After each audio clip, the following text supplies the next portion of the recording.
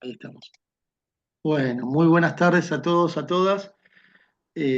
Para mí es un honor poder tener aquí al doctor Sebastián Moauro y al doctor Félix Nasser de la Vega, donde ellos van a hablar acerca de las implicancias que en materia de derecho del trabajo, digamos, tiene el fallo emitido por la Corte Nacional de la Justicia, quien dictó el 27 de diciembre del 2024 el fallo Ferrari con Levinas, ¿sí? Eh, Así que bueno, los voy a presentar, les agradezco a todos por estar también, por supuesto. Voy a presentar por orden de exposición. ¿Es así, Félix? Sí, un poco nosotros la otra vez, ya dimos un par de charlas, normalmente con el doctor Moauro, Bien. Diego, te comento, hacemos la charla un poco interactiva, vamos charlando, vamos debatiendo, ahora un poco, yo aprovecho en representación mía, por supuesto, el doctor Moauro ahora te va a decir, agradecer al Colegio de Moreno y General Rodríguez, agradecerte a vos, al Departamento de Derecho Laboral del colegio que nos hayan invitado a esta charla, sobre todo porque es muy importante el fallo Levinas y las implicancias futuras del fallo Levinas a nivel Sí, institucional, político, como claro. para el derrotero del expediente judicial que nosotros tenemos entre manos ahora, Claro. es un futuro, digamos, nos da nos da una incertidumbre, que ahora por supuesto te vamos a ampliar y quiero por favor que también se presente Sebastián, el doctor Sí, Moabro, pero hay una incertidumbre a nivel institucional, político, con respecto al futuro. Si digo incertidumbre, por supuesto se refiere al futuro, con respecto también a lo que tenemos claro. que hacer en cada uno de nuestros expedientes. Eso como para adelantar, no sé vos Sebastián, si querés, por supuesto, decir algo. Bueno, primero saludar a todos. Diego, gracias por la invitación, lo mismo al colegio y a todos los colegas que están conectados. Espero que se me escuche bien. Eh, Perfecto, doctor. bueno, genial. Sí, un poquito como decía Félix, la idea es hacer un breve comentario del fallo, un fallo que tiene una doble implicancia, porque tiene una implicancia institucional bastante compleja, que abrió un panorama de debate, un panorama donde las cámaras han resistido y resisten actualmente la Ujú. aplicación de este fallo con distintos argumentos, algunos inclusive hasta bastante disruptivos, ¿no? Como desconocer alguna idea que teníamos o que se venía sentando de la doctrina del Tribunal Superior, cosa que eh, tomando un poquito como mascarón de prueba la Cámara Civil de Sí, Capital Federal y después el resto de las cámaras fueron tomando y que, sacándole un poco esa incidencia que tenía estas decisiones de cámara, perdón, de corte, y poniéndolas más en una especie de control difuso y no una cuestión de doctrina obligatoria para las cámaras inferiores. Y por el otro lado, lo que nos genera a los litigantes, cualquiera sea las partes de donde uno puede situarse, tanto parte actora o parte demandada, parte empresaria, en el sentido que nos coloca primero en la incertidumbre de no saber cuáles son los caminos que en definitiva van a terminar validándose a futuro. Hoy tenemos abiertas dos instancias de las cuales en lo inmediato sabemos cuáles son sus resoluciones, pero en el futuro no sabemos cuál va a ser en definitiva aquel tribunal superior que va a terminar decidiendo el conflicto que se le está planteando. Como decías bien, Diego, se está dando mucho en el foro laboral, sobre todo por el cuestionamiento de las tasas y los mecanismos de actualización. Y lo que sí estamos viendo últimamente es que la mayoría de las salas ya son más permisivas a conceder los recursos extraordinarios y no la obligación que nos colocaban en tener que llegar en queja para después revisar 3 o 4 años después los fallos que dictaba la Cámara. Evidentemente en lo que es hoy un ring político-judicial que está dado entre las cámaras, que se niegan que están resistiendo ese traspaso, que también podemos hablar un poquito, sí. al ámbito de la ciudad de Buenos Aires, y donde le están empezando a decir, bueno, ustedes plantearon este escenario, ahora les abro todos los recursos extraordinarios y háganse ustedes cargo de lo que tienen que terminar decidiendo. Pero bueno, le plantea esa doble cara, que la verdad que la primera vez que vimos esta charla, estaban los pliegos todavía vigentes de dos miembros de la Corte, el hijo el otro, no recuerdo en este momento el otro Mancilla. apellido, Mansilla. García Mancilla. Entonces, lo que nos planteamos con Félix y planteamos un poquito en esa charla era, bueno, este es un fallo que se dictó en una mayoría que inmediatamente dejó de existir por la renuncia de Maqueda, la jubilación de Maqueda. Por lo tanto, la legitimidad podía ser un poquito cuestionada a futuro y se especulaba, bueno, cuál podía ser la nueva mayoría. Hoy estamos como en los primeros días de febrero con una mayoría que hoy no existe. Por lo tanto, sumamos a eso la incertidumbre de no saber, en definitiva, qué va a pensar la Corte, que en algún momento va a terminar constituyéndose con los integrantes que correspondan, ¿no? Bien. Félix. Si me permiten, igual los presento así también los colegas y las colegas saben, digamos, con quiénes son los prestigiosos expositores, por supuesto. Tenemos al doctor Félix Nazar de la Vega, especialista en asesoramiento jurídico del Estado, Escuela de Abogados del Estado, Procuración del Tesoro de la Nación, asesor del Instituto Nacional de Servicios Sociales para Jubilados y Pensionados, abogado en la Gerencia de Asuntos Jurídicos, fue director general de Asuntos Jurídicos del Ministerio de Defensa de la Nación, fue director de Transparencia Institucional del Ministerio de Defensa de la Nación, asesor año 2007-2008 de la Confederación General Económica y de la Confederación General de la Industria, expositor en el Seminario de Derecho Empresario Laboral para Abogados, Instituto Federal de la Salud, IFESAL, Cámara de Instituciones de Diagnóstico Médico, tema la extensión de la responsabilidad laboral a socios y administradores de empresas de salud, presidente de la Comisión de Derecho Administrativo de la Asociación Civil Abogacía Unida. ¿Sí? Y también, ya que está, presento al doctor Sebastián Patricio Mauro, egresado de la Universidad del Museo Social Argentina, del 1 de abril del 97. En el 96, atención, fue asesor parlamentario en la Convención Constituyente de la Ciudad de Buenos Aires, Asamblea Estatuyente de la Ciudad de Buenos Aires, celebrada entre el 19 de julio del 96 y el 1 de octubre del 96, integrante de la Secretaría de la Comisión de Presupuesto y Hacienda, Comisión de Redacción y Comisión de Sistema de Control. Entre los años 1996 al 2000 fue asesor en la Dirección General de Rentas del Gobierno de la Ciudad de Buenos Aires, Dirección de Impuestos Empadronados. Hizo también curso de taller sobre violencia familiar en, digamos, octubre del 2000, taller de Derecho Tributario, grandes contribuyentes del impuesto municipal, Dirección General de Rentas de la Municipalidad de la Ciudad de Buenos Aires. Jornada también hizo de Derecho Penal, Teoría del Delito y Código Penal del Código Público de Abogados de la Capital Federal en el año 2003. Jornada sobre honorarios profesionales del abogado del Colegio Público de Abogados de la Capital Federal, también en el año 2003. Bueno, jornada procedimiento laboral en el ámbito de la Nación y Provincia de Buenos Aires del Colegio Público, perdón, de Abogados de la Capital Federal. En el 2006, taller y seminario proceso ejecutivo en el Código Procesal Civil y Comercial de la Nación y de la Provincia de Buenos Aires, Colegio de Abogados San Martín. Participó también en la 6ª Jornada Nacional y 7ª Jornada Rosarina de Derecho a la Salud, realizada el 3 y 4 de septiembre de 2020, organizada por el Área de Derecho a la Salud del Centro de Investigaciones de Filosofía Jurídica y Filosofía Social de la Facultad de Derecho de la Universidad Nacional de Rosario, el Observatorio de Salud de la Facultad de Derecho de la Universidad de Buenos Aires y el Instituto de Derecho a la Salud y Bioética del Colegio de Abogados de la Segunda Circunscripción de Rosario. Es además asesor jurídico para la defensa del Instituto Nacional de Servicios Sociales para Jubilados y Pensionados en lo que es materia de amparo de salud. Así que estamos ante dos colegas, pero muy prestigiosos, que tienen muy estudiado el tema. Veremos a ver si se abre algún debate. Veo acá colegas también muy prestigiosos que van a participar.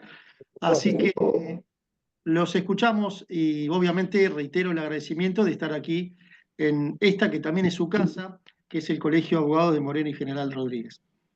Cuando quieran, el que quiera empezar a abordar el tema, los escuchamos, doctor.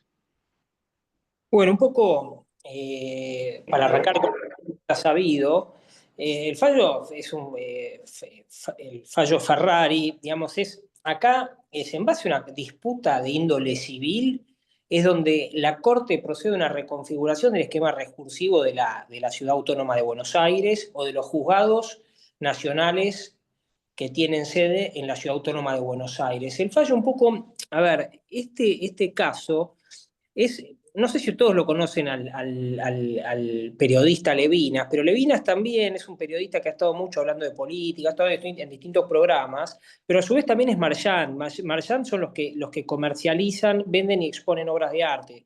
El artista León Ferrari le entregó unas 15, para que sepamos bien cómo se origina esto, le entrega 15 obras de arte, 13 dibujos, 2 collages, pues estuvimos investigando con el doctor Mauro esto, los pone para vender en París, le rindió cuenta solo de 3 y se quedó con la plata de 11 obras de arte. Esto no es menor porque hubo una denuncia penal por este tema con carácter previo al reclamo civil. Esta denuncia penal se cayó por falta de pruebas en cuanto a la obligación que tenía Levinas de devolverle la plata o de hacer una rendición de cuentas a Ferrari, por lo cual se inició una demanda civil. Es decir, la penal cayó, se inicia una demanda civil, el juzgado 75, sí, el juzgado nacional de primera instancia en lo civil 75, ordena la rendición de cuentas, se apela y la Cámara obliga a abonarle en concepto de rendición de cuentas y sumas de dinero adeudada, la suma de $88.000, con intereses desde el 10 de diciembre hasta la fecha del dictado del fallo de Cámara. Levinas presenta, yo creo que muy hábilmente, por supuesto, el abogado de Levinas presenta un recurso de inconstitucionalidad ante el Tribunal Superior de Justicia y lo rechaza la Cámara porque no estaba previsto en el Código Procesal ese recurso. Presenta el recurso extraordinario también.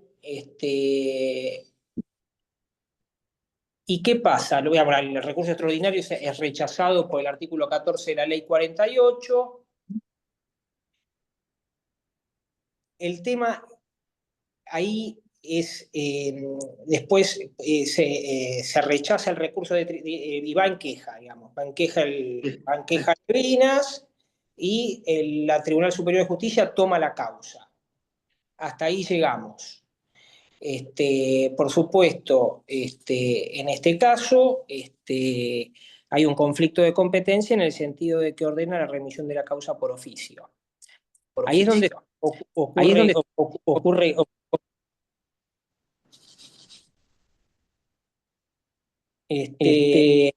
estamos en esta instancia hoy viendo a dónde apuntamos, qué es lo que ocurre.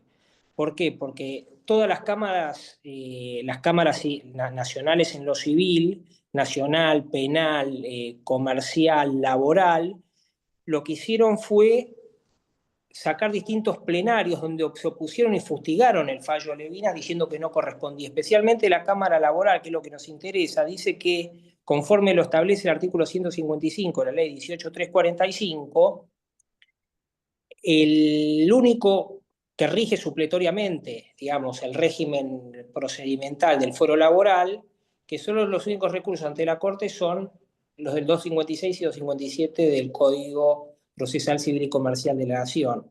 No así la vía recursiva que se prevé en la Ley 402 de la Ciudad, que establece el recurso de constitucionalidad de ley ante el Tribunal Superior de Justicia. Ahora, bien, ¿qué es lo que ocurre? Nosotros lo queremos analizar desde el punto de vista del fallo de la Corte, porque la Corte lo que dice acá que hay una displicencia, hay una demora institucional en hacer el traspaso que se originó en la Constitución del 1994, la obligación de traspasar recursos y competencias de la nación a la ciudad. Entonces, como esto fue demorándose, es necesario, y la Corte se arroga, según por supuesto el fallo en disidencia de Rosenkrantz y el fallo de Casal, se arroga funciones institucionales, constitucionales, perdón, legislativas, disponiendo, digamos, ya directamente, cambiando la normativa, estableciendo una vía recursiva que no existía hasta el momento. Es decir, estableciendo que, haciendo un mix entre un régimen que se viene rigiendo, todo un código, por ejemplo, el juzgado civil, el fuero y el juicio de Ferrari tramitó todo bajo el régimen del Código Civil y Procesal, Código Civil y Comercial y Procesal de la Nación. Después se establece un recurso ante el Tribunal Superior de Justicia conforme a la Ley 402, haciendo un mix de normativas, la cual no corresponde de ninguna manera. Entonces, acá hay un mix diciendo, la Corte dice, sí, se atrasaron mucho, hay que hacer el traspaso, no lo hacen, lo hago yo, estableciendo este fallo. Pero en realidad, quien corresponde que lo hagan y que realmente se haga, es a través de las autoridades de la nación y de la ciudad que hagan un traspaso ordenado. Este traspaso en realidad tiene razón en algún punto de la Corte porque nunca se hizo. Es decir, de la Constitución del 94 hasta acá, donde estaba previsto que se haga un traspaso, no se hizo nunca. Entonces la Corte, obviamente el Corte fue preparando este fallo mediante, digamos, mediante distintos antecedentes, Nisman, Bazán, Gobierno de la Ciudad de Buenos Aires. Por ejemplo, el Gobierno de la Ciudad de Buenos Aires, la Corte ya había dicho que la Ciudad de Buenos Aires tiene el mismo régimen y el mismo estatus de las provincias a los efectos de la competencia originaria de la Corte. Es decir, ya venía preparando el terreno la Corte en cuanto a la necesidad de acelerar los tiempos, de acelerar el traspaso. Ahora Levinas viene a establecer directamente, a cortar la vía recursiva y establecer, digamos, a denegar la vía recursiva de la Corte del recurso extraordinario federal, estableciendo sí o sí la necesidad de que sea el Tribunal Superior de Justicia quien con carácter previo intervenga a la interposición del recurso extraordinario federal, estableciendo que es a los efectos del recurso extraordinario federal es el Tribunal Superior de la Causa en los términos de la Ley 48. Ahí hay un conflicto general de competencia, hay un conflicto entre la Corte, entre las autoridades políticas, tanto de la ciudad como de la nación. Hay reproches para atrás de lo ocurrido, pero el mayor problema lo tenemos nosotros, los abogados del fuero. Ahora, digamos, porque tenemos ante un fallo, ahora yo pregunto, ¿no? Ya conocemos los casos, por supuesto, digamos, no quiero hablar de José Mármol, todos los antecedentes de la Corte que estableció y fue allanando el camino al dictado de Levinas, es qué pasa cuando tenemos un caso, nosotros somos parte actora o somos parte demandada, fallo de Cámara, somos parte demandada, peor, somos parte demandada, un fallo de Cámara que sale en contra. ¿Qué es lo que se hace? Acá le dejo el pase al doctor Moauro. Por supuesto, tenemos nuestras charlas, hemos tenido nuestros debates incluso en el estudio nuestro de qué hacer. Yo entiendo que hay que presentar, por supuesto, los dos recursos, el del Tribunal Superior de Justicia, el de la Ley 402 de la Ley de la Ciudad, y el del 256 y 257 del Código Procesal Civil y Comercial de la Nación. No sé, Sebastián, si quieres aportar algo ya en este esquema que fui adelantando. No, bueno, un poco lo que venías diciendo y lo que había dicho yo al principio. La verdad que la decisión tomada por la Corte a los litigantes nos coloca en una, no solo en incertidumbre, sino en un doble esquema de trabajo, porque imagino que ya algún colega lo habrá tenido que hacer y si no lo tendrá ya pensado o estudiado ante la eventualidad de tener que plantear un recurso extraordinario. Nos obliga a presentar dos recursos, digo, primero al momento de tener intervención, si tiene uno, digo, o que expresar agravios. Estamos siempre hablando, obviamente, dentro del régimen nacional, ¿no? Entiendo que hay muchos colegas que ejercen en provincia, así que estamos hablando bajo la ley 18345. Ante el primer ejercicio recursivo contra sentencia definitiva, mantener el caso federal y ya introducir el recurso de inconstitucionalidad para ocurrir ante el Tribunal Superior de Justicia. Y una vez llegado el momento en que se nos dicta sentencia definitiva de Cámara, tener que necesariamente interponer ambos recursos. El recurso extraordinario por la ley 48 y el recurso inconstitucional del Tribunal Superior de Justicia. Los caminos que van a seguir ambos dos son por demás claros. Digo, nos van a abrir, vamos a suponer que la Cámara nos va a abrir recurso extraordinario, irá a Corte y Corte volverá, insisto, siempre y cuando no se modifiquen las mayorías y no se modifiquen los criterios. Por eso, estas respuestas que damos son respuestas actuales. Mañana se conforma una nueva mayoría y puede haber una revisión de esta doctrina y todo lo que hicimos fue perder tiempo, ejercitar un poquito los criterios y lógicas jurídicas, y esto es una anécdota más en la profesión de cada uno de nosotros. Pero bueno, la realidad es esto, entonces sabemos que la Corte va a aplicar el fallo, su propio fallo, el fallo libre, se va a decir que previo debe corresponder la intervención del Tribunal Superior de Justicia, y por el otro lado, porque en ese caso podríamos quedarnos ante que se nos rechace, por lo menos que no se nos admita el recurso extraordinario, justamente porque no está planteado ante el Tribunal Superior de Justicia, y el no hacerlo en paralelo, en el momento de interponer el recurso extraordinario, no hacerlo ante el Tribunal Superior de Justicia, o el recurso de inconstitucionalidad implicaría dejar consentido el fallo. Por lo tanto, tendría que ser caminos simultáneos. Lamentablemente es un doble trabajo. La verdad que dentro de este mar de confusiones y de desaciertos, por lo menos el Tribunal Superior de Justicia tomó una decisión bastante acertada en el sentido de no exigir ante la necesidad de la queja, ahora vamos a ver por qué, el depósito necesario para poder ocurrir ante el Tribunal Superior de Justicia. Porque, ¿qué implicaba?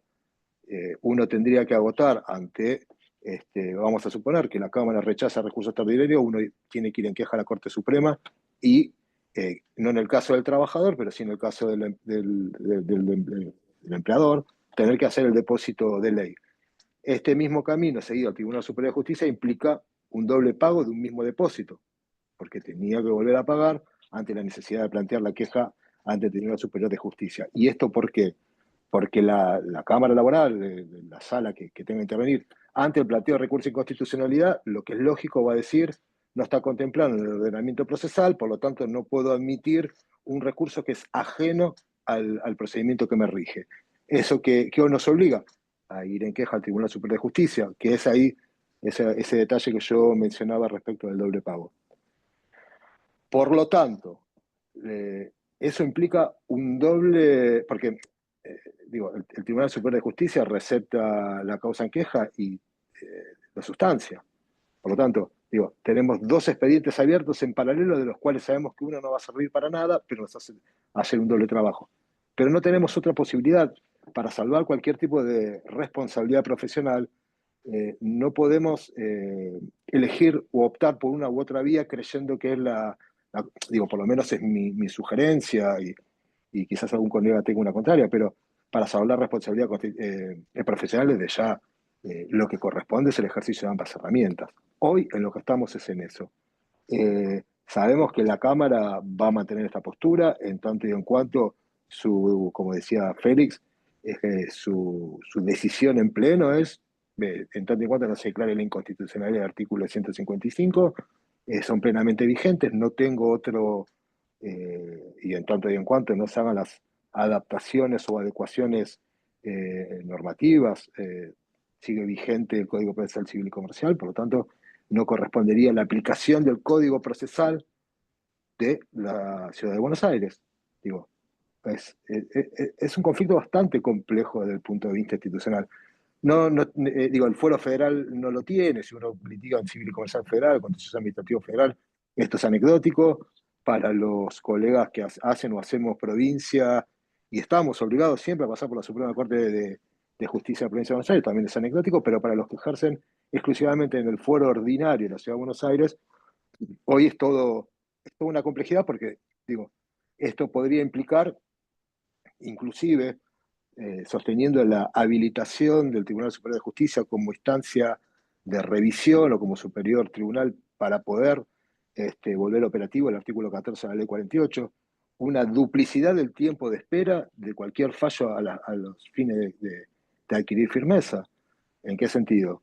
Digo, transitar la vía del Tribunal Superior de Justicia, que tiene 3, 4 años de demora, y hay que ver cuánto más puede tener, ahora si tiene los recursos como para absorber esta cantidad de procesos que puede llegar a recibir, y después tener que llegar por vía de recurso extraordinario a una decisión de corte puede inclusive implicar hasta 8 años, 9 años, lo cual sería un despropósito de lo cual todos estamos acostumbrados. Sí, Félix.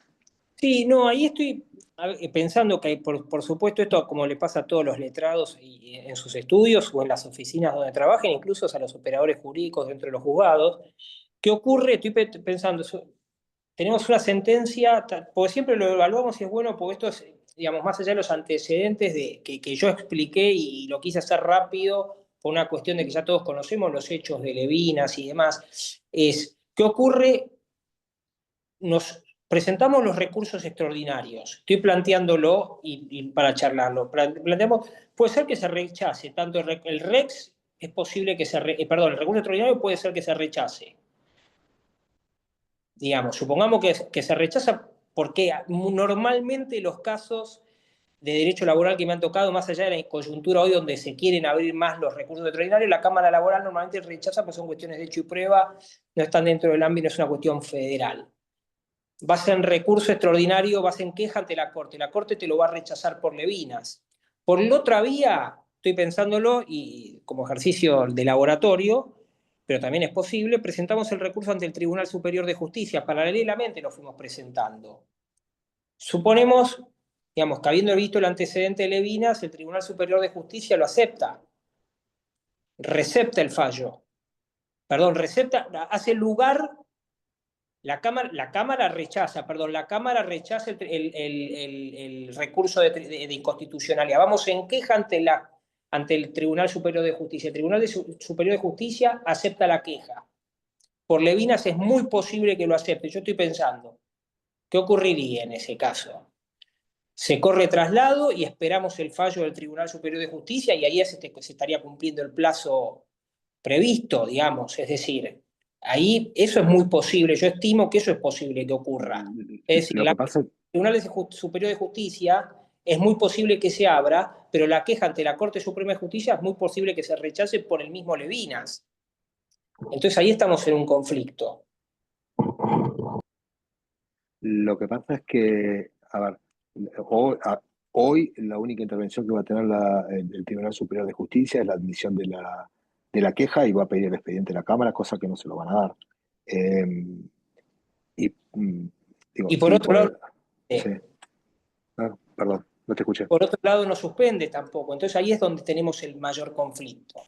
No suspende. No suspende, a menos que el tribunal eh, crea conveniente, que en algunos casos los da, que puede ser mayor el perjuicio de ejecutar la sentencia que de la suspensión y otorgue la suspensión, pero no, bueno, ninguno de ambos suspende, claro.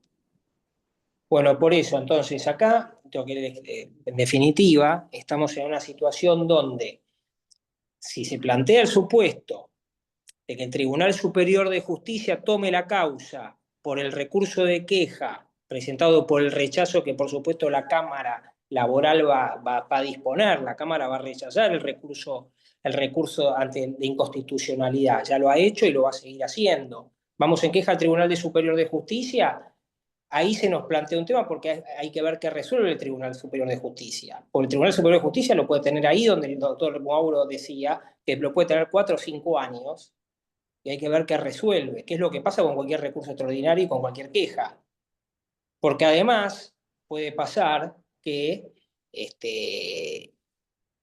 el expediente siga tramitando su ejecución conforme el 132 del LLO en primera instancia y la queja se sigue sustanciando. ¿Qué es lo que deberíamos hacer nosotros como abogados avesados en la matrícula? Es pedir que el Tribunal Superior de Justicia solicite en primera instancia e incluso en la Cámara solicite la remisión del expediente, no solo para que se sustancie, para que se resuelva la cuestión y el Tribunal Superior de Justicia tenga todos los antecedentes para resolver la cuestión, sino a su vez para nosotros como abogados que hemos perdido, si se perdió el juicio, es evitar la ejecución de la sentencia, ir demorando la ejecución de la sentencia. Es muy posible también que el juez de primera instancia lo rechace por la acordada por el plenario de la Cámara de la Cámara Laboral donde se rechazó Levinas, que es su superior jerárquico directo.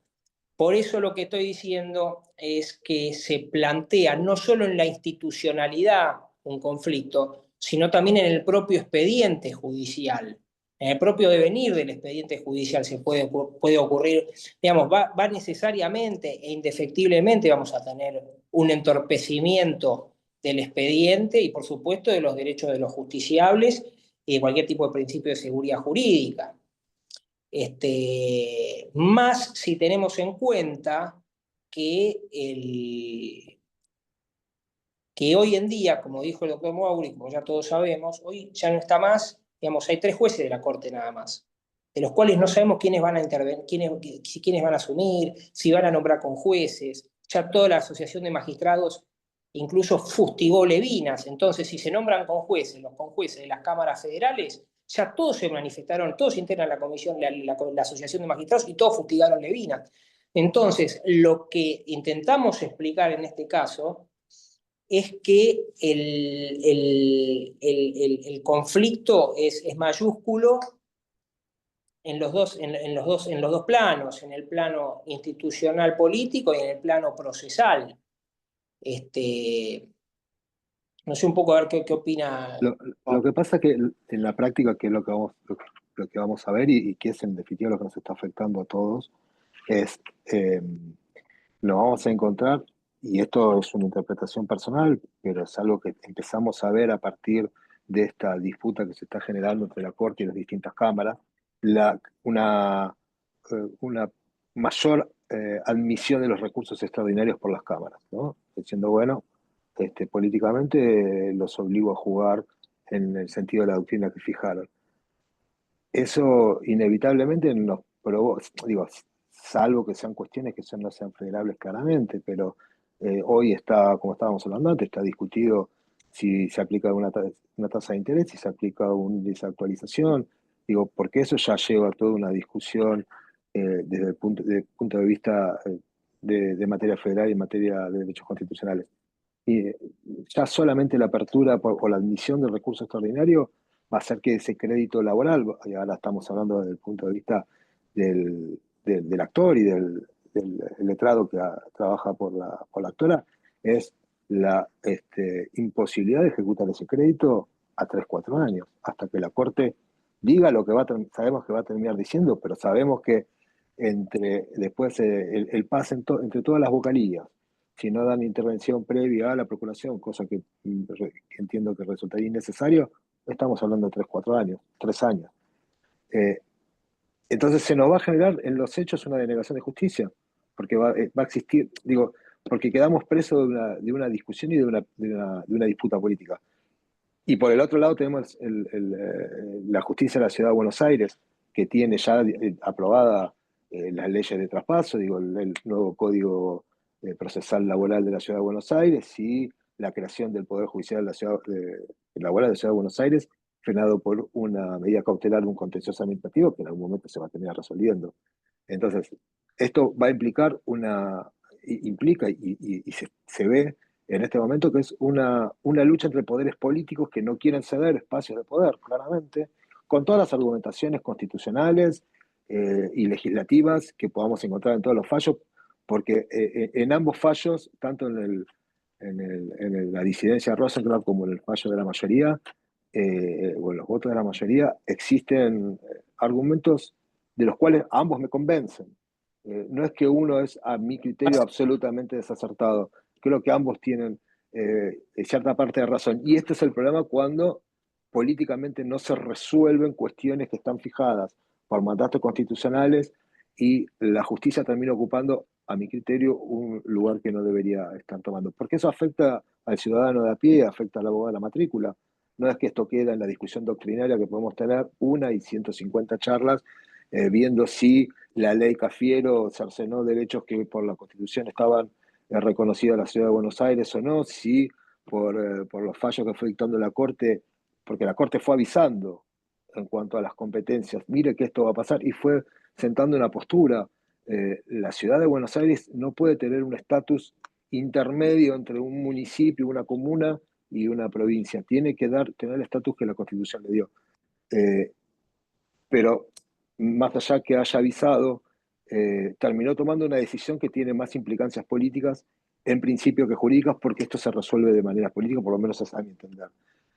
Y como las cortes son, por sobre todo las cosas, leen tiempos políticos y van tras sus propios intereses, no va a ser una disputa tan fácil de resolverla. Y en el medio está el derecho del litigante, sobre todo los créditos laborales, digo, carácter alimentario, eh, sobre lo cual no podemos tener ningún tipo de duda de la importancia de poder resolverlos.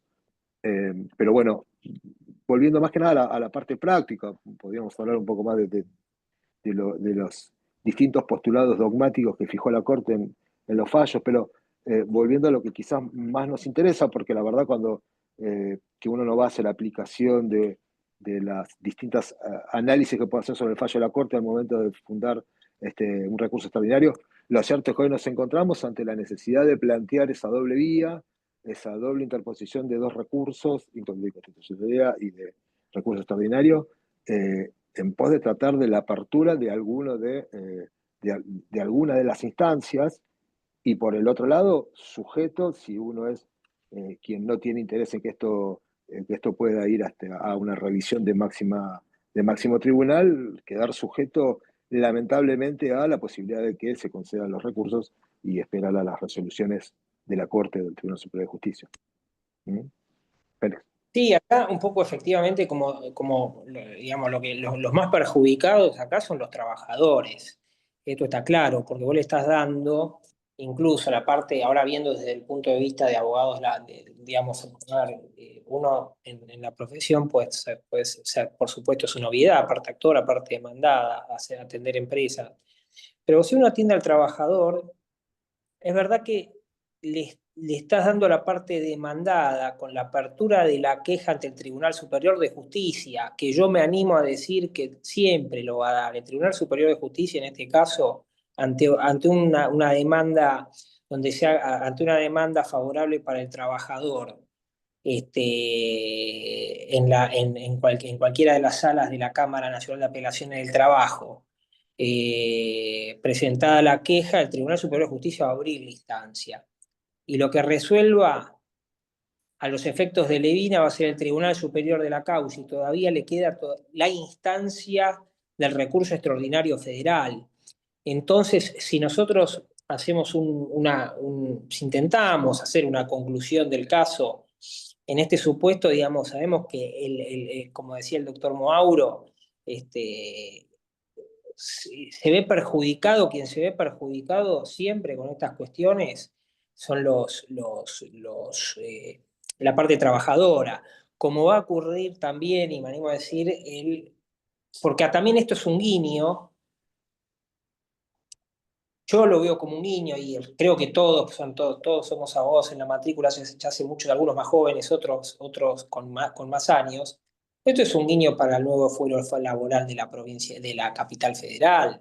Ya se están preparando, lo que va a traer también, para mí, un principio de inseguridad jurídica para todos los litigantes, es decir, para los Ah, trabajadores, porque si vos le estás con el fallo de Levinas, hay un neto guiño para este nuevo fuero, que en algún momento se va a resolver y lo que vaya a resolver en cada caso particular, cualquier conflicto de derecho colectivo, cualquier conflicto individual entre un empleador y un trabajador, las apelaciones ante las comisiones médicas nacionales, todas esas cuestiones, eh, veamos quién asume, veamos quiénes son los jueces que van a intervenir, porque ya se están, si uno agarra el Consejo de la Magistratura de la ciudad, ya se ve que se está conformando el Poder Judicial de la ciudad, digamos, el fuero laboral del Poder Judicial de la ciudad ya se está conformando, están llenando los casilleros, y esto es un tema que va a ser un desafío para todos nosotros, del cual tenemos que pelearlo desde los recursos de las distintas agrupaciones profesionales. ¿Por qué? Porque van a dar por tierra años y décadas de jurisprudencia que nuestras cámaras han conformado para defender lo que es el indubio properario.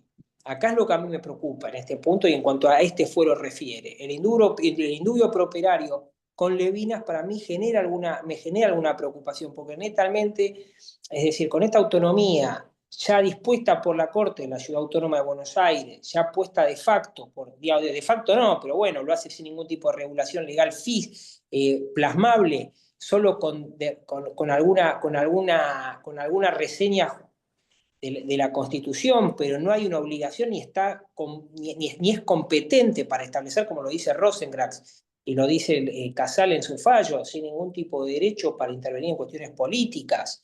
Se pone a resolver la Corte problemas políticos. Esto netamente va a afectar los derechos de los trabajadores. Por eso me parece que tenemos que estar muy atentos, tanto desde la actividad privada, desde nuestros estudios, nuestros despachos, como desde todo tipo de agrupaciones profesionales, desde los distintos colegios de abogados, empezar a concientizar de que está en juego el fuero laboral, está en peligro tantos años de fallos memorables de distintos camaristas y jueces Por lo menos a mí, mi gran maestro fue el doctor Grisolí en algunos posgrados que hice con él, y la verdad que, que, bueno, la verdad que es preocupante. Es preocupante, por supuesto, ahora con el doctor Mauro podemos Yo, a contestar preguntas, cuestionamientos, cambios de punto de vista, nos pueden Sí, indicar que, salvo que Sebastián yo- vos quieras decir algo más, sí, pero quería hacer una referencia a algo que habló Diego antes y que está dado exclusivamente en la actualidad en el fuero laboral ordinario nacional. Y que desde el año 2022 a la fecha es uno de los fueros donde más incertidumbre se está teniendo y está dado todo por los mecanismos de actualización y aplicación de los intereses, casi como en ningún otro fuero. eh, Se puede, las distintas alternativas por las cuales se puede llegar a la instancia de revisión de la Corte existen en todos los expedientes, existen en todos los fueros, pero nunca como se está dando en el fuero laboral del año 22 a la fecha, donde ni siquiera al día de hoy hay cierta unificación de criterios, porque ujú, la verdad que las pautas que se van fijando son variopintas, quedó no quedó operativo la modificación que se pretendía de la ley de contrato de trabajo respecto de la aplicación del IPC más el 6 más el 3. Hay un proyecto legislativo dando vuelta, trabajándose en tratar de unificar con ese índice de tal manera de dar cierta posibilidad de mantener ese valor del dinero constante digo, también por algo que yo entiendo que terminó siendo una decisión totalmente desacertada, que fue el acta de la capitalización anual, donde ni siquiera el Código Civil y Comercial lo contemplaba, en una constante y permanente falta de sinceridad y sinceramiento de la justicia laboral en la eterna demora que tiene en la tramitación de los procesos.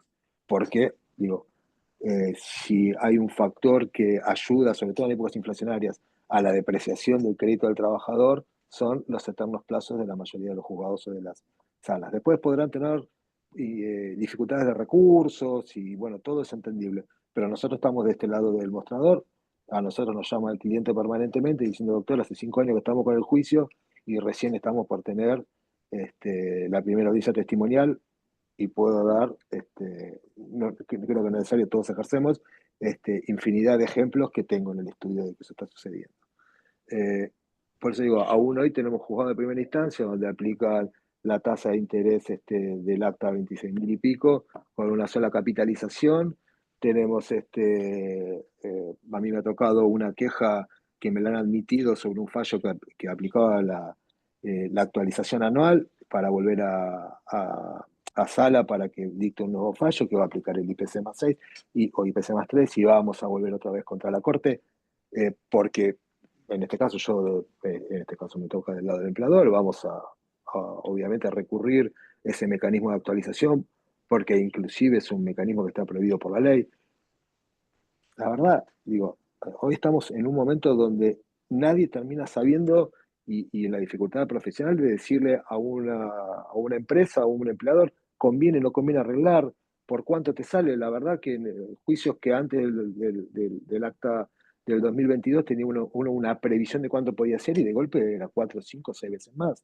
Yo no tenía que explicarle a un cliente que un crédito de una sentencia de condena 6 millones terminaba pagando 100 millones y lo miraba mal a uno.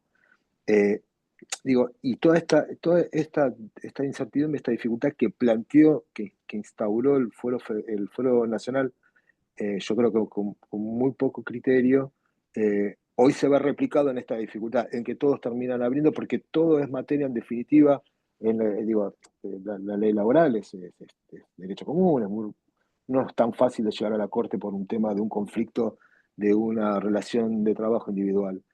Sin embargo, están abiertos todos justamente por esto, porque del 2022 ahora estamos viendo una situación de constante incertidumbre, de constante conflictividad en algo que debería ser mucho más unificado, que es una pauta de actualización razonable para ambas partes, por supuesto.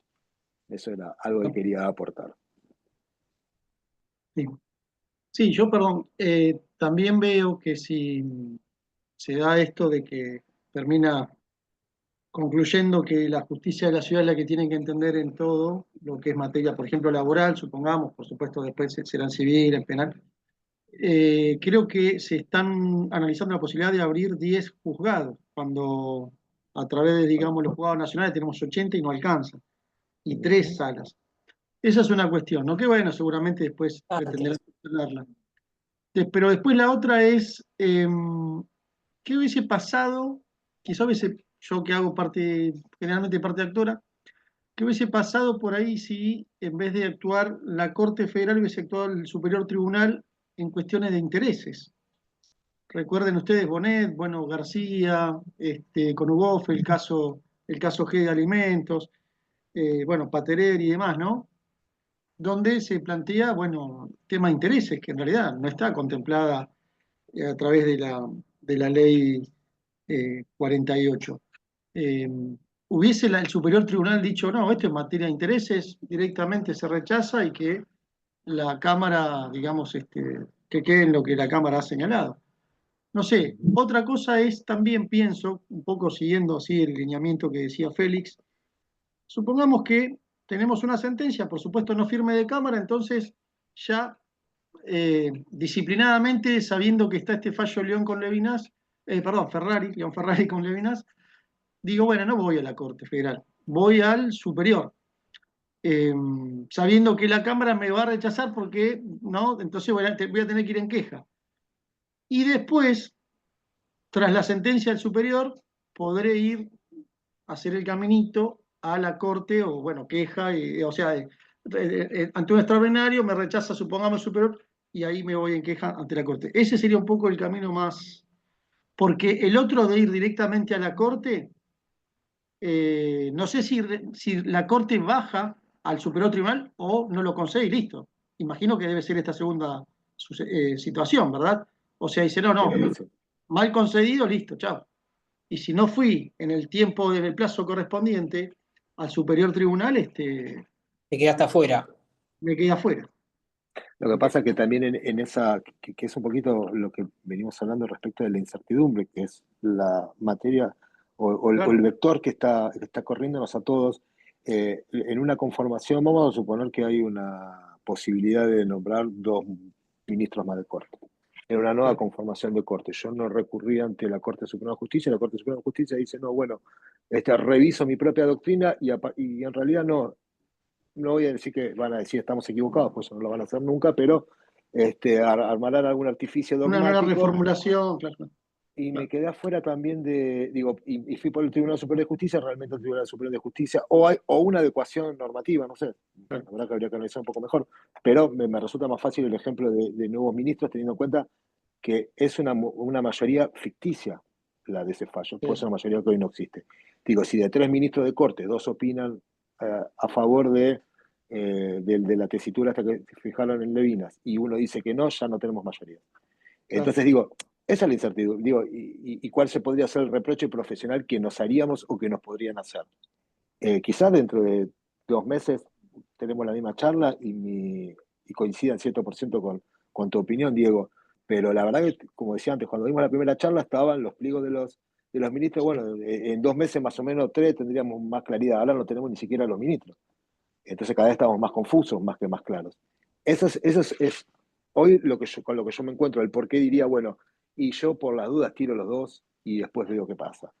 Quizá con sí. el camino un poco más claro, más despejado, no lo haga, pero hoy realmente y nos coloca a todos nosotros en una situación bastante endeble y bastante compleja desde el punto de vista Sí, sí. profesional. Yo coincido, Félix, yo sí, coincido en una cosa, solo digo, coincido en el sentido también que no es una doctrina consolidada con este fallo, es un poco coincidiendo, y más que nada por la mayoría de los magistrados que uno ha escuchado, incluso la asociación misma de magistrados que hice referencia anteriormente, compuesta por la mayoría de los jueces, por mayoría de jueces claro, federales, están en contra, digamos, y son los que normalmente y orgánicamente deberían integrar una lista de conjueces en la Corte. Entonces, claro. creo que es ineludible, para mí, ¿no? Por supuesto, coincidiendo con el doctor Mauro, tenemos que recurrir ante la Corte a ver si también, viste, hubo algún cambio de Bien. criterio y no lo pudimos prever. Sí, yo leí el fallo hoy, lo leí nuevamente, pero me quedé, justo estaba apurado y no pude leer la disidencia de Rosenkrantz. ¿Se recuerdan lo que dicen de Rosenkrantz como en qué disiente él? Si se acuerdan, si no, bueno. No, Bueno, sí. sí, sí, Félix. Sí. No, lo que dice Rosenkrantz coincide con Casal. Lo que dice Rosenkrantz acá es, primero tenemos que analizar lo que es el dictamen del procurador, lo que dice Casal, que a mí nunca, la verdad que no es tanto de mi devoción, pero me parece que en este caso es una persona con muchos años digamos, es una persona de la casa, digamos, Claro, de la procuración. Y es lo que dice algo que lo hemos estudiado nosotros cuando existía la doctrina. Yo creo que hoy ya no existe la doctrina de las cuestiones políticas no justiciables, porque están los jueces interviniendo en todo. Creo que no hay cuestión hoy, no sé qué cuestión política hay no justiciable hoy. Pero bueno, cuando, digamos, Casal vuelve a lo que es la doctrina de las cuestiones políticas no justiciables, diciendo que es vieja, que hemos estudiado hace millones de años, y antes era mucho más amplia, no incumbe al Poder Judicial realizar por vía pretoriana traspasos de competencias nacionales a la Ciudad Autónoma de Buenos Aires. Dice Casal en su dictamen, lo que equivale a rogarse mayores facultades que las que claro, han sido conferidas expresamente e invadir de ese modo la órbita de competencias exclusivas del Congreso de la Nación. Eso es lo que dice Casal. Y lo que dice Rosenkrantz es establecer que el Tribunal Superior de Justicia de la Ciudad Autónoma de Buenos Aires, como alzada de los tribunales nacionales, creados, va por otro lado, Rossi, creados por leyes del Congreso de la Nación, integrados por magistrados, designados por órganos constitucionales del gobierno nacional. Estamos hablando que el Tribunal Superior de Justicia está designado por la legislatura. claro. Entonces, sujetos, perdón, y digamos, sujetos digamos, los camaristas, a un régimen disciplinario también nacional, que es el Consejo de la Magistratura de la Nación, y cuya competencia está regida por normas del mismo carácter, supone un rediseño institucional de significativa trascendencia para el sistema federal argentino. Es decir, establece que es un exceso, es decir, los dos entran por una vez, dice, che, jueces nacionales. ¿Cómo un juez establecido por una legislatura va a hacer la alzada de jueces designados por la Nación, de Claro. tribunales por la Nación, por el Congreso de la Nación? Acá hay un tema que no sé si estuvo mal pensado, porque no veo cuál es la salida, porque tampoco veo con el fallo de Rosenkrantz, no sé cuál es la salida institucional tampoco. Ujú. Porque no va a haber una justicia, con este criterio no va a haber una justicia nacional, digamos, un daño sin perjuicio, por decirlo alguna vez, salvo cuestiones de consumo, como está ocurriendo ahora, con una Claro. cuestión tributaria, no podrían intervenir en otra cosa la disidencia de Rosenkrantz por un lado y con el fallo de Casal por el otro. A mí me gustó, en su momento coincidí mucho y digamos, de ahí se agarran, digamos, cuando uno estudia las distintas posiciones doctrinarias, todavía no he visto libros, pero sí distintas revistas especializadas, lo que es digamos, la ley, distintos artículos que uno va viendo en distintas, reitero, revistas especializadas. La mayoría de los que están en contra del fallo hablan de lo que dice Casal y Rosenkrantz. Se Claro. agarran de ahí, porque el mismo fallo de la Corte dice, yo fallo así, digo que tienen que ir por digamos, que el Tribunal Superior de la causa, los términos del artículo 14 de la ley 48, es el Tribunal Superior de Justicia. Lo digo porque las autoridades políticas no hicieron el traspaso como lo deberían hacer. No, está mentira, está mal. Está ¿Cómo? mal. Te digo lo siguiente, el Tribunal Superior de Justicia, la falencia que tiene es esencial, está creada por una ley material y no por una ley formal. En consecuencia, nunca una autoridad creada por ley material tiene más connotación jurídica que una creada por una ley formal. Está bien. Además, nadie se ha puesto a pensar qué pasaría si supongamos que algún colega quiere ir al Tribunal Superior de Justicia en queja, supongamos, si el Tribunal Superior de Justicia le acepta la queja y revierte el fallo de la sala de cámara, supongamos. Claro. Sí, sí. ¿Qué facultades tiene el profesional, el miembro del Tribunal Superior, para revisar a un juez designado con todas las autoridades de la Constitución? Es totalmente inconstitucional, Claro. totalmente inconstitucional. Y aparte en el Eso supuesto, es algo que se puede dar, porque la justicia de la ciudad es, en montón de materias, es impredecible. aparte Ujú. convengamos, Lo que tenemos, lo que litiga, especialmente el doctor debe saber, en la parte ejecutiva y tributaria. aparte supongamos que dicta un fallo donde revisa o revoca y modifica, por lo tanto, el fallo de cámara. ¿Y dónde se ejecuta? Claro. Porque No puede. el juzgado de grado no va a querer ejecutar una sentencia No, que es ajena. ¿qué va a decir? Él eh, va a ejecutar, claro, es entonces, absurdo. ¿cuál sería el ámbito de ejecución de la sentencia? No lo Ninguno de los tendríamos. dos. O sea, Sería, el trabajador queda en el aire y el empleador queda en el aire. Los dos se quedaron, uno en una punta de la rama y otro en la otra. por Es eso absurdo, lo que pasa es que eso no lo llegamos a ver todavía, porque como esto es pero tan lo vamos a ver, novedoso de no modificarse, seguramente. de no Y entonces, modificarse ¿qué los le vamos a criterios, decir al seguramente. cliente? ¿Qué le vas a decir al cliente? Estoy Ah, plenamente de acuerdo. mire, yo por las dudas fui a tal lugar y bueno, pero mire, usted es el abogado, yo confío en usted. Usted tendría que haber previsto las dos situaciones. Yo lo que creo es que cuando uno tiene que invocar el 48, automáticamente rechazar la aplicación de caso Levinas en el mismo fallo, porque la Cámara, cualquiera de ellas, te van a dar siempre el recurso extraordinario. Y si la Corte te rechaza el recurso extraordinario, habrá que en el momento que uno lo interpone, tendría que hacer reserva de los derechos del aporte que se paga obligatoriamente si el que recurre es el demandado. O sea, si vos haces una reserva de legitimidad sobre los fondos que le depositas a la Corte, si te lo rechaza, que te lo devuelva para ir a otro lugar.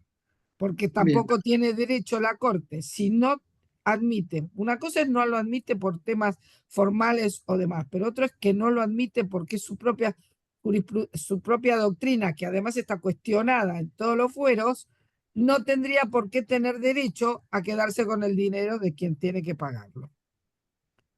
Porque Muy eso bien. sería un enriquecimiento sin causa para la Corte. Ahí, Bien. gracias, Norma. Está muy Nos, bien. nos dejó pasmado. Sí. Bueno, colegas, ¿y qué? A ver, ¿cuál sería el mensaje? Imagino, no sé, esto es una aporía, es un absurdo jurídico. ¿Qué es entonces lo que podemos hacer? Lo que ustedes vinieron comentando. ¿Podría Pero hacer alguna pregunta? sí, sí, por supuesto. Bueno, yo estoy nueva con esto, venía de varios años de no ejercer y me encontré con todo esto en febrero, tuve que recurrir a una sentencia de primera instancia para un empleador. Obviamente me doy cuenta que todo esto le va a venir favorablemente, ¿no? Y para los demás casos va a ser una desgracia, ¿no? Para el lado del trabajador, Lógico. por supuesto, que también tengo parte trabajadora. Pero bueno, retomando recién me encuentro con todo esto. Y yo del fallo Levinas, la cuestión práctica, ahora veo que hay una divergencia entre lo que están planteando, ¿no? El doctor Moura y Sebastián, Mazar. Sebastián. Mauro, y Eh, sí, Félix. Ahí está. A ver, se presentaría el recurso al unísono, los dos recursos, porque digamos, es como, están corriendo los dos plazos, ¿no? O sea, presento el inconstitucionalidad y el REX al mismo tiempo. En escritos Ahora, separados, por esto que supuesto. es Claro. separados, claro, pero en el mismo expediente. Perdón, en el mismo plazo, en el plazo de cada uno, porque la presentación de uno no me suspende el plazo del otro, ¿no? Lo que dice la doctora, bueno, súper interesante, ¿no? Respecto de qué juez podría ejecutar el fallo del Tribunal Superior de Justicia. Eso es, la verdad es que no me lo había cuestionado de esa manera. Y digo yo, si solamente presento el recurso extraordinario, ¿no? La Corte me va a mandar al Tribunal Superior de Justicia. Ahora, si yo no presenté el recurso de inconstitucionalidad, puede ser que esté diciendo alguna burrada, digo, porque es como que estoy tratando de asimilar pronto cómo va a ser esto, porque estoy nerviosa con la inminencia quizás la inminencia, ¿no? Del fallo de Cámara. Eh, si yo no presento el recurso de inconstitucionalidad, solamente presento el recurso extraordinario, voy en queja y la Corte me manda al Tribunal Superior. Me interesa esto, ya me lo agendé, lo que dice Norma, de pedir en el recurso extraordinario rechazando la doctrina del fallo Lavina. Pero supongamos que la Corte confirma la doctrina y me manda al Tribunal Superior. El hecho de yo no haber presentado el recurso de inconstitucionalidad frente al fallo de Cámara, ¿no? ¿Me permite ir al Tribunal Superior igual? Estoy Quiero mareada entender, ahí. No, quiero creo que entender no. que no, porque es como plantear vamos a suponer, en un fuero ordinario de la provincia de Buenos Aires, un extraordinario.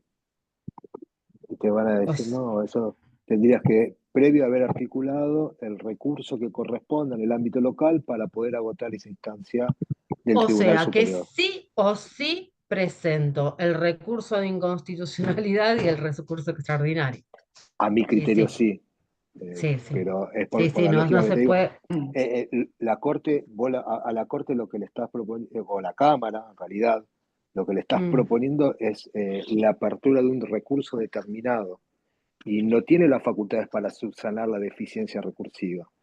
Eso no lo claro, tiene. es Lo, elemental, claro, lo que perfecto. puede tener siempre el Tribunal Mm, Superior es la revisión del recurso concedido. Pero si uno plantea una revocatoria, no claro. podría el juzgado, No, no, y no plantea la la apelación sucesiva, apelación, el juzgado de claro, grado no podría decir, bueno, totalmente. Pero pero le ahora voy a dar tenés el el de apelación. Claro, Ah, está exactamente. perfecto. No, No no, se puede entiende, se suplir la entiende. falta del Era ejercicio del bastante derecho. elemental igualmente. Entonces, No, no, pero bueno, ahora, es una pregunta, sí, claro. está bien, pero sí estaría, entiendo que el Tribunal Superior de Justicia está tomando los casos que llegan en queja al tribunal. ¿Qué es Ujú. lo que va a pasar con la ejecución de la sentencia? Claro, no lo sabemos, ¿no? Yo no sé si ustedes saben qué tasa está aplicando para la actualización de los créditos. Bien, Eso por un lado, y por otro lado, que si yo no planteé el extraordinario, en el caso de que tenga que recurrir la sentencia del Tribunal Superior, sí voy a poder ir a la Corte. perdón, me perdí la segunda pregunta. Sí. Si Yo, yo perdón. si no planteo, sí, no está bien, puede ser que me esté expresando mal. Si no planteo los dos recursos al mismo tiempo y Ujú. arranco yendo por el Tribunal Superior de Justicia frente a un fallo desfavorable del Tribunal Superior de Justicia, tengo habilitada la vía de la Corte. Sí, sí, no necesariamente. Lo que te va a pasar es que como la Cámara va a desconocer, porque no es un recurso que esté contemplado en el Código Procesal Civil, Sí, etcétera, sí, etcétera, vas a ir en queja a la Tribunal Superior de Justicia hasta que claro. te resuelva la queja, te ejecutaron la sentencia de grado. Ah, está. ¿Por qué? Ya lo Porque no lo va a anoté, sí. suspender. Y entonces Gracias. lo que te va a terminar haciendo es habilitándote, te van a liquidar el crédito y te lo van a ejecutar y Claro. qué sé yo. La verdad que son cuestiones muy No, no, puntuales. sí, sí o sí hay que los dos Sí, pero recursos el mismo con día. con el doctor Sí, Mauro Sí, es sí, verdad que es sí, una sí, sí. cuestión que es muy Bueno, sí. posible. El eh, mismo día dentro de los 10 común. días, ¿no? claro, Claro, sí, bueno, dentro de los 10 claro. días, sí. Ujú. Todavía no Sí, conocen, ¿no? sí, Sentencia de gracias. superior tribunal. Yo no escuché, no sé Hay, si. Sí, ya sí, hay. pero no en estos casos. Sí No, no, hay, Claro, claro. ¿eh? Por eso, Claro, pero de eso. está No de de revisión, laboral. porque bueno, Claro, recién Hola, están buenas tardes. acondicionando el edificio, el que va tengamos a en ser en cuenta, Carlos Pellegrini 313. tengamos en cuenta que el Tribunal Superior de Justicia suspendió, dictó una Los plazos. jornada, Sí, suspendiendo, claro, casi por un mes ante estas circunstancias. ya tiene más de Pero 1000 expedientes para resolver de materia laboral. ah, sí, sí, yo creo que están tomando gente, hay sorteo Sí. hay concurso para jueces. sí. en materia laboral. La verdad es que no sé, es casi contrafáctico poder decir lo que va a suceder. No, Esto obvio. nos resulta de ciencia ficción, ¿no? Yo no podría, yo podría decir lo que yo haría ahora, Claro, y sí, yo tengo que el viernes interponer extraordinario y interponer los dos, y sé que en uno voy a terminar en queja porque voy a cubrir responsabilidad profesional. Después, qué sé claro, yo. Ujú. claro. La verdad que Además no lo sé. hay que anotarse, ¿no? Digamos, no está, digamos, Mm. como lo tenemos nosotros en el PJN, ¿verdad? Hay que acceder, me parece, a otra página, puede ser. Pero tengo Ah, entendido que el Tribunal Superior de Justicia habilitó el Lex 100 para el recurso de queja. Ok, bien. hay un, Igualmente hay que registrarse en No sabía, el. doctora, mire qué interesante. hay un portal del Sí, litigante que es un portal claro. exclusivo de la Ciudad de Buenos Aires, que es para todos los que están radicados en el fuero de la Ciudad de Buenos Aires. Ujú, ujú. Bien, Teniendo en Sí, cuenta hay que que, registrarse porque hay que estar listo, teniendo en ¿no? cuenta que claro. las competencias son cada vez mayores que se le están dando, manejan la investigación de casi más de medio código penal. Entonces, se Ujú, va a ir paulatinamente yendo a esa federalización de la ujú, justicia hoy ordinaria. Eso es un hecho. El tema son los tránsitos hasta ese momento, que no son los mejores ujú. como estamos No, acostumbrados, no, no. No, lamentablemente. y aparte estos tiempos de resolución son, o sea, en el caso de ir por la parte empleadora, sí, el empleador puede estar, bueno, siempre y cuando le vayan a bajar la tasa de interés, ¿no? Pero bueno, es un beneficio, ¿no? Pero en el parte Eh, de los trabajadores es un desastre. Hay Es una un desastre. colega, la doctora Lucía Soledad Monzón, que agradecemos, nos pasó el link de dónde hay que anotarse, ¿eh? Mm, eje.juzgaba.gov.ar. mm. Sí, sí, Sí, sí. Es muy sencilla la inscripción, sí. sí, es una inscripción como se hizo en su momento en Plusvalías. el PJN, para Claro, recibir Plusvalía, sí. notificaciones y todo eso. Ujú, No hay bien. más ujú. que eso. ¿Mm? Bueno, ¿algún colega tiene Em, alguna otra consulta o pregunta, reflexión? esto respecto de que el Tribunal Superior de Justicia habilitó el uso del Lex 100 para el recurso de queja, es de un fallo del Superior de Justicia. Lo voy a buscar porque lo vi el otro día con una colega con la que iba a venir a la reunión, pero no pudo venir, con la que estamos agarrándonos la cabeza de qué hacer. Y vimos eso y nos pareció súper interesante porque fue muy reciente y no fue del foro laboral, fue de otro foro. Así que Ujú. bueno, eso muchas si quieren gracias. lo puedo pasar. Ujú. Genial, genial. Bueno, no sé si algún otro colega quiere aportar algo más, quiere hacer alguna pregunta acá a los expositores. Este, no sé si quieren dar ustedes alguna observación más, unas palabras finales. Félix, Sebastián. Sí, No, bueno, un poco ya lo estuvimos exponiendo a lo largo de la charla. Me parece que nosotros como, digamos, como abogados litigantes, como abogados responsables de un juicio, como manejamos intereses económicos, Ujú, nuestros clientes, me parece siempre que es clave presentar todos los recursos que podamos, digamos, los existentes, que en este caso el de inconstitucionalidad, que está en la ley 402, artículo 27 y 28, el ya conocido tradicional recurso extraordinario federal, el Código Procesal Civil y claro. Comercial, y después esperar a ver qué pasa con el derrotero y ya también esas cuestiones, a veces yo con esto termino y ya nosotros presentamos los escritos y después también es responsabilidad del juez, que se hagan cargo ellos también un poco. Claro. Eso es para mí clave, nada más. Me parece que esto hace bien y por supuesto tenemos que tener charlas entre todos los colegas para, para, para ver de qué manera institucional podemos hacer peticiones de los distintos colegios de abogados para evitar abusos, evitar cambios de doctrinas, evitar y no ceder un ápice frente al pro operario que es el que debemos Claro. dar desde ya. Nada, muchísimas gracias y nada, a ver Sebastián, si te no, parece. no. Agradecer por el espacio. Y bueno, nada, esta profesión hasta así, ejercida en este país, es más así todavía. Así que Terrible, después, terrible. con casi 30 años de ejercicio, no hay para aburrirse. No, terrible. Así Bueno, que yo les suerte quiero con eso. agradecer.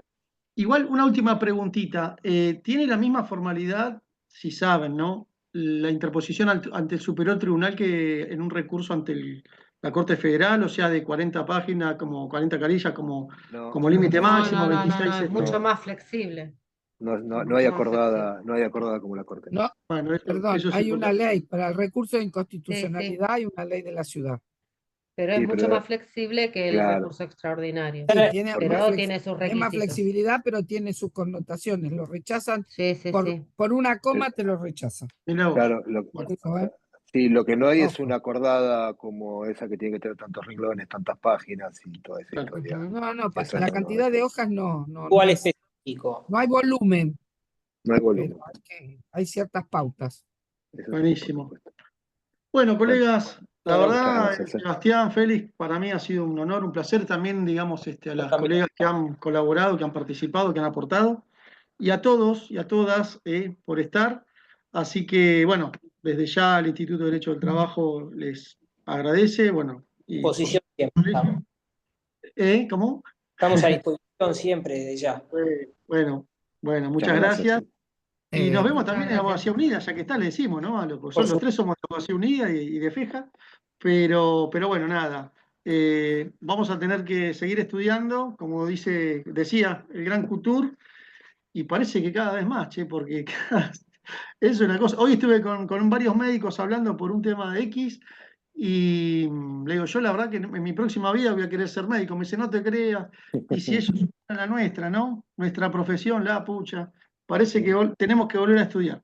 Así que bueno, no, de verdad muchas gracias. Gracias, Diego. Les voy a extender el certificadito si lo quieren. Y bueno, a los demás colegas, el 28 tenemos otra charla que esta vez va a ser sobre comisiones médicas, lo que les interese, a cargo del doctor Lucas Pereira. Bueno, hasta pronto y gracias a todos por estar. Gracias. Hasta luego. Gracias. No, hasta luego. Gracias, Feli, gracias, Gracias. Mauro.